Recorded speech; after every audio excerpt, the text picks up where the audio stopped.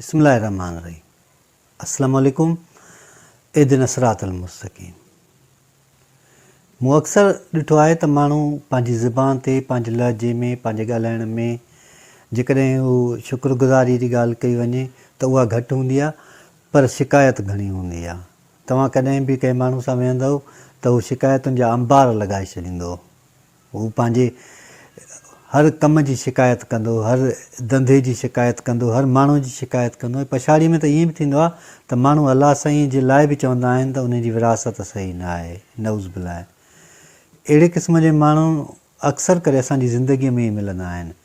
उहे छा कंदा आहिनि त तव्हां उन्हनि खे केतिरो बि ॾियो त बि उन्हनि जी ज़ुबान ते शिकायत हूंदी, ऐं हू शिकायत अहिड़े नमूने सां कंदा आहिनि जो ॼण उहो उन्हनि जो हक़ु हुजे, या ज़ाती तौर ते उहा उन्हनि शइ खे पसंदि कंदा हुजनि या उनखे लाइक कंदा हुजनि, या हू उन शइ जा क़ाइल हुजनि त कंहिं बि नमूने सां उहा शइ उन्हनि खे ॾिनी वञे या उन्हनि खां हासिलु कई वञे।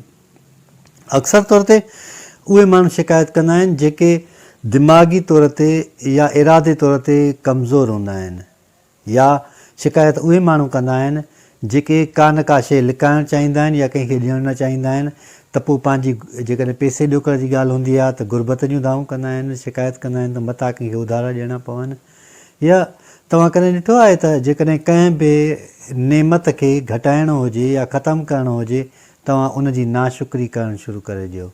ऐं शिकायत नाशुक्रीअ जी शुरूआति आहे।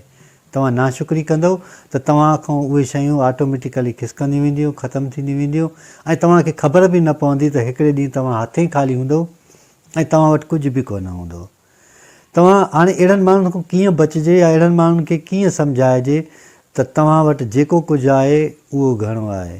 उन लाइ हिकिड़ो बहितरीनु सबबु इहो आहे त जेके माण्हू शिकायत कनि था उन्हनि खे इहो ॾिसणु घुरिजे त उन्हनि वटि नेमतूं कहिड़ियूं आहिनि, उन्हनि वटि सुठियूं शयूं कहिड़ियूं आहिनि, ऐं उन्हनि वटि उहे कहिड़ी पंहिंजी हिकिड़ी सलाहियत आहे, पंहिंजी हिकिड़ी ख़ूबी आहे जंहिंखे हू एॾे नमूने सां इस्तेमालु कनि था जो उनखे हुननि खे लाज़मी तौर ते शुकुरु करणु घुरिजे।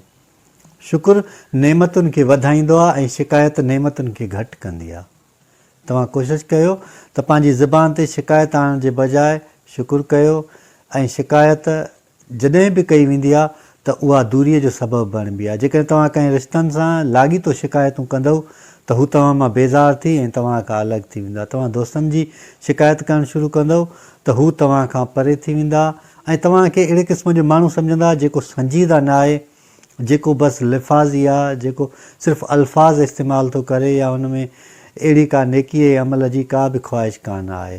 तंहिंजे करे पंहिंजी ज़िंदगीअ में जेके इहे ॿ टे आदतूं आहिनि, हिकिड़ी शिकायत, ॿियो कूड़, ऐं टियों धोखेबाज़ी, या ॿियूं जेके बि शयूं आहिनि उहे आहिस्ते आहिस्ते ख़तमु कयो त जीअं तव्हांजी ज़िंदगी पुरसुकून थिए।